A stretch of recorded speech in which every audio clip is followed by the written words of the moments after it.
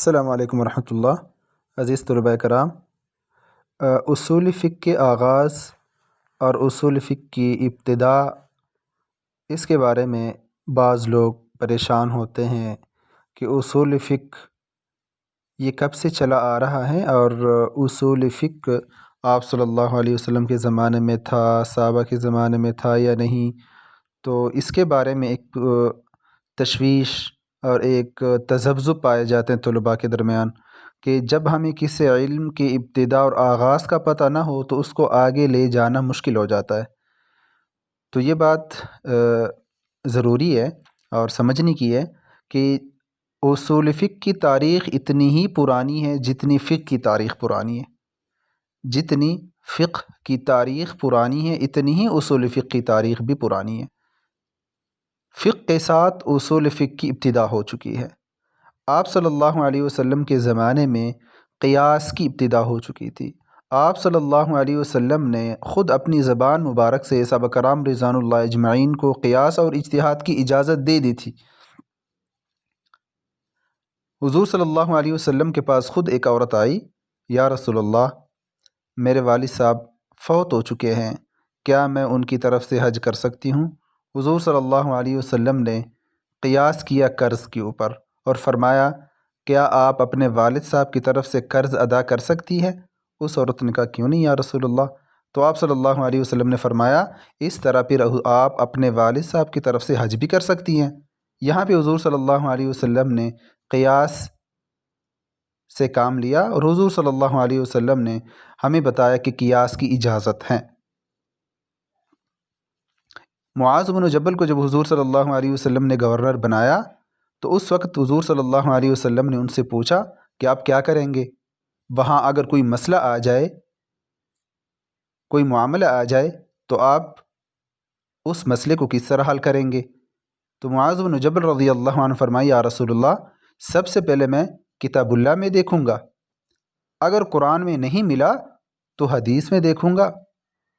صحابہ کرام رضوان اللہ اجمعین کے اقوال، حدیث میں مسئلہ نہیں ملا تو پھر اجتہاد کروں گا، اور اجتہاد کے اندر کوئی کسر نہیں چھوڑوں گا، اجتہاد کے اندر کوئی کمی زیادتی نہیں کروں گا، افراط و تفریط سے کام نہیں لوں گا۔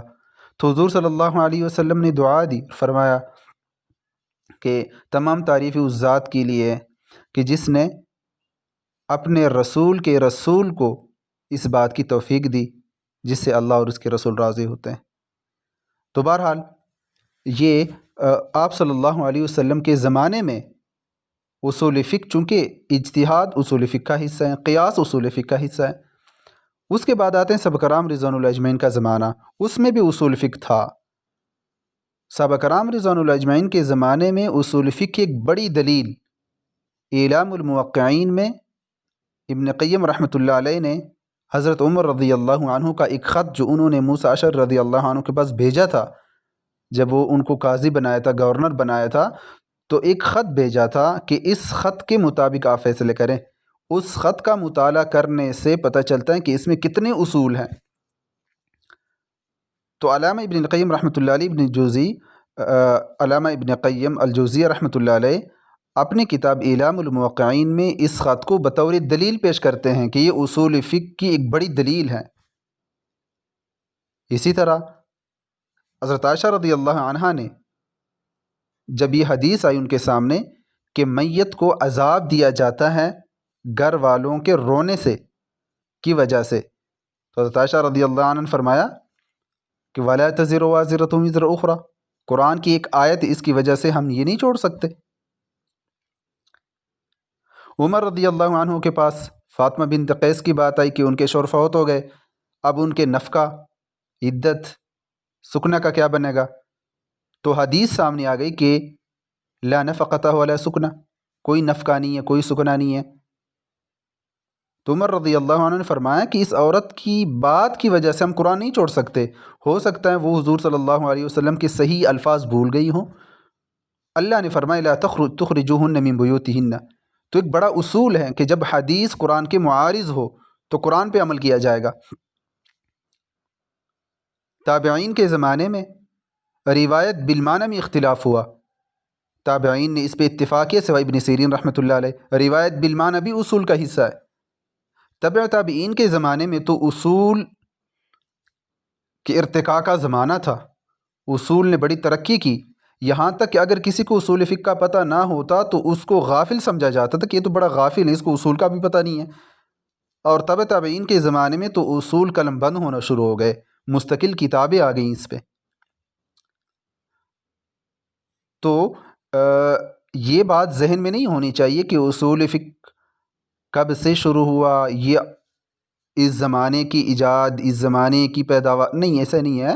اصول فقہ حضور صلی اللہ علیہ وسلم کے زمانے سے شروع ہو چکا ہے۔ اصول فقہ کی تاریخ اتنی ہی پرانی ہے جتنی فقہ کی تاریخ پرانی ہے۔ بس اس کے لیے ضروری ہے مطالعہ ہم کریں۔